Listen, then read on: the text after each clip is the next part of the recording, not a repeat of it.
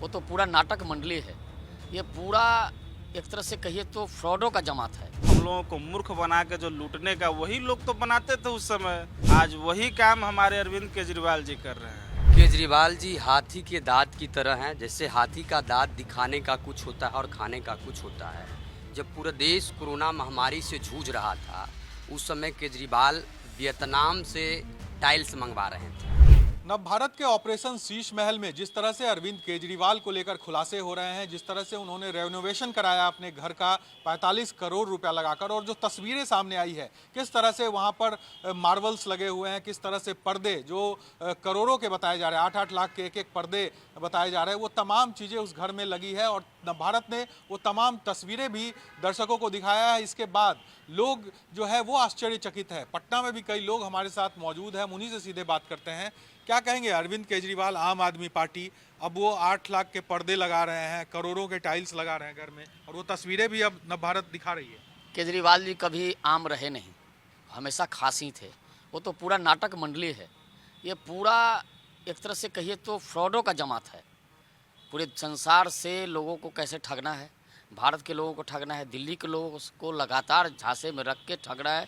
दिल्ली की भोली भाली जनता को झांसे में रख के बिजली फ्री, सड़क फ्री, पर क्या फ्री नहीं, ये फ्री के नाम पर वो व्यक्ति आम से खास हो गया। आम से खास मतलब आम पार्टी तो बना ही था, लेकिन वो खास पार्टी था। वो पूरा दिखावा था, वो पूरा षड्यंत्र था। कट्टर ईमानदार बोलते हैं वो। नहीं, वो ईमानदार कहाँ से है? आम आदमी की बात करने वाला, लंबा शर्ट पहनने वाला, शॉर्ट शर्ट पहन रहा है और शीश महल में रह रहा है। वो व्यक्ति बिल्कुल वो जाल किस्म का आदमी है और लोगों को झांसे में रख रहा है। शीश महल में रहने वाला व्यक्ति कभी भी खास की बात, आम की बात नहीं कर सकता है। आम जनता के दुख दर्द से उसको कोई मतलब नहीं है। ये तो पूरा कहने की पूरा एक फ्रॉडों का जमात है जो भारत को लूटने की तैयारी में लगा है। लेकिन भारत की जनता और ख़ास करके दिल्ली की जनता अब समझ चुकी है, और दिल्ली, पंजाब और पूरे देश की जनता कभी भी उसके झांसे में आने वाली नहीं है। क्या कहेंगे अरविंद केजरीवाल पर नवभारत का जो खुलासा है उसको किस तरह देखते हैं? नहीं, इसमें हमें तो एक ही चीज़ समझ में आ रहा है कि अंग्रेज आए और हम लोगों को मूर्ख बना के जो लूटने का वही लोग तो बनाते थे उस समय। बड़े बड़े महल बनाते थे। आज वही काम हमारे अरविंद केजरीवाल जी कर रहे हैं। अरविंद केजरीवाल जी, याद है, वो कहते थे कि हम महल नहीं लेंगे, हम आपका सिक्योरिटी नहीं लेंगे, गाड़ियों की काफिला नहीं लेंगे। आज सारा चीज़ लेकर के चल रहे हैं। और आपके चैनल के माध्यम से ही तो सभी को मालूम चल पाया है कि ये जो 8 लाख का पर्दा है, डोर में सेंसर लगा हुआ है, बहुत सारा उनका कम्बोर्ड जो है वो कितना महंगा है। अरे लैट्रिन करना है भैया, उस पर सोना थोड़ी है। तो ये क्या है? ये तरीका जो है पूरे एक तरह से समझिए कि एक जुगलबंदी है, और जुगलबंदी करके पूरे देश को जो है ना ये लोग लूटने के फिराक में है। तो वो संभव नहीं है। बिल्कुल। देखिए और भी कुछ लोग हैं, आप बताइए किस तरह से देखते हैं ये जो खुलासा है? केजरीवाल जी हाथी के दांत की तरह हैं। जैसे हाथी का दांत दिखाने का कुछ होता है और खाने का कुछ होता है।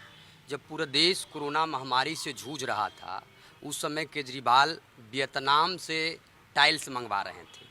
तो कैसे आम से खास हो गए पूरे देश देख रहा है।